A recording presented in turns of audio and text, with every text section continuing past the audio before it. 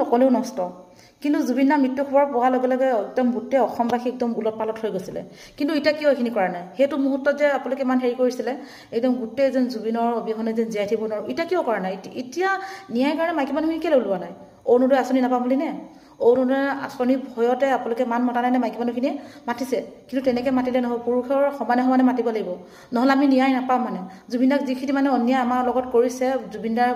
কামখিনি যেনেকৈ অন্যায় কৰিছে সেই অন্যায়খিনি সহ্য কৰিলে নহ'ব সমানে সমানে ওলাওক মহিলাখিনিক কৈছোঁ মই অৰুণোদয় আঁচনিৰ কাৰণে আমাৰ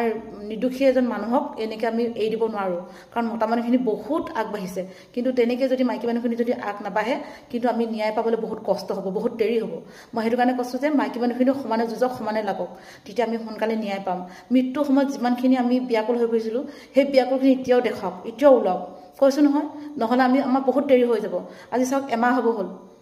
হ'ব হ'ল এতিয়াও আমি সেইখিনি পোৱা নাই মুঠতে আপোনালোকে সকলোৱে ওলাওক সকলোৱে সোনকালে ওলালেহে আমি ন্যায় পাম